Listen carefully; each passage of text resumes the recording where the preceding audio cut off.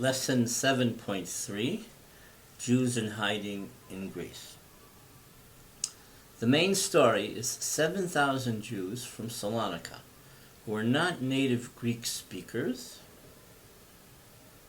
hiding in Athens and helped at random in a mass concerted effort on an individual basis by the Greek people. These 7,000 people had fled Salonika since the beginning of the German occupation. In July 1942, the controversial rabbi in Salonika, Tzvi Koretz, at the monastery synagogue, made a speech where the population was really angry at him. And he said, "Times are tough. Do what you think you have to do." So most people thought that he was complacent, but some took this as a sign that they should flee. They shouldn't stay in Salonika and be at a fate which didn't look to them as good. So these people paid to get false identification cards, snuck on trains, and went to the Italian zone in the south. When they got to Athens, they had money and they got by. In September 1943, the Germans take control in Athens, and then these people are on the run. That's when they begin to hide or look for illegal immigration, a way to get out of Greece. Of course, most hid. It wasn't organized at all. They just went on the street and looked for someone to take them in. They went in various neighborhoods, and the masses actually helped them. They weren't, for the most part, they weren't betrayed, and that's how they survived. So once they made an initial connection, if at some point, if it became too dangerous, then the family that helped them found them a solution, usually in a different area, sometimes in the outskirts of Athens, but it really is a rescue, a group rescue paradigm that really is hardly known. Now, the Jews in Athens were given false ID cards by the police chief Angelos Ebert and other police officers, which is miraculous. What's miraculous is that these people were already in hiding, and the police found them, located them, and gave them the new identity cards with false Greek names, so that they can impose themselves as Greek Orthodox, Greek-speaking Greeks. Now, Ebert was the chief of the Athens police from 41 to 44. He cooperated with Demetrius Ranopoulos, chief of the police in Patras and later in Piraeus, and with Michael Glikas, police commander in the 6th district of Athens, in the rescue of Jews. The Jews lived in an area called Theseu. So it's in Theseu and areas north of that most of the Jews hid.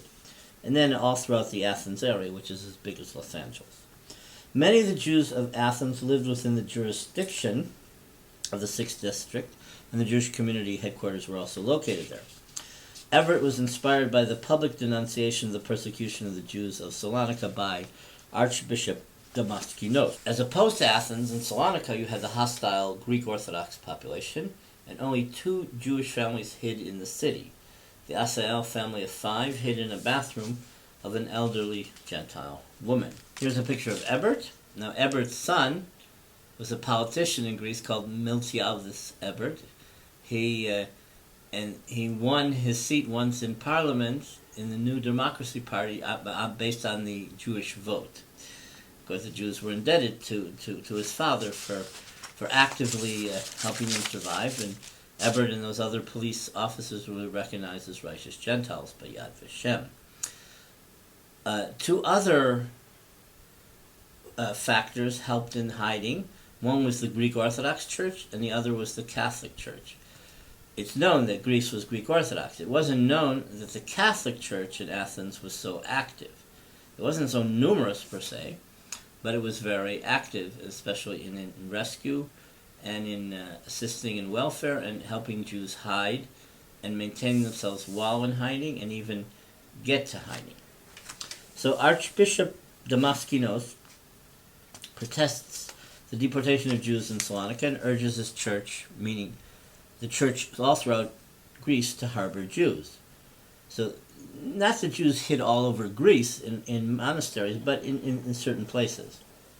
Catholic sister Eleni Kapar and Father Irene Tipaldos, they're both recognized as righteous Gentiles, established 5 relief stations in Athens and assisted Jews to get food and hide. The Red Cross feeds daily 3,000 Jews in soup kitchens.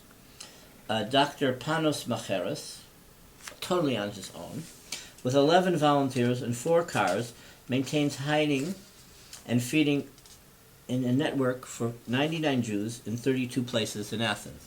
So he not only had this network to feed the Jews, but he worried about their property when they had left their irregular houses, and all the people survived and never were detected, and none of the houses that the people lived in beforehand were pillaged, because his network also guarded the houses.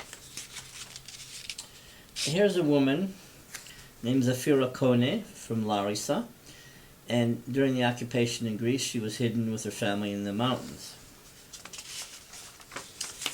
On the island of Zakynthos, which I mentioned, there were 275 Jews who hid in the villages, but 30 died of starvation. Here's a picture of a village in Zakynthos. That's all I could find.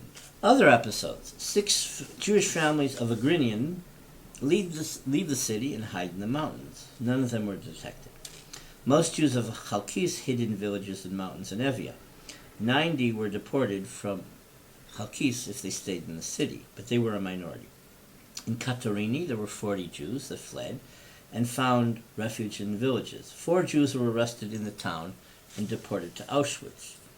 In Veria, the Mordechai family of a mother and 6 children hid in an open porch in the city center, opposite the mosque, and I mentioned before also that one son died from the terrible conditions.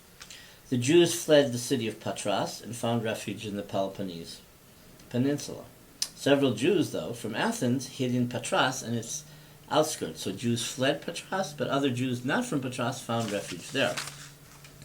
Many Christians hid Jewish families and friends in their homes or helped them to escape under the threat of severe punishment. Particularly in central Greece, it made it possible to rescue many Jewish children. These survivors are called hidden children, or krimena pedia in Greece. The National Liberation Front, EAM, made an important contribution to the rescue of many Jews.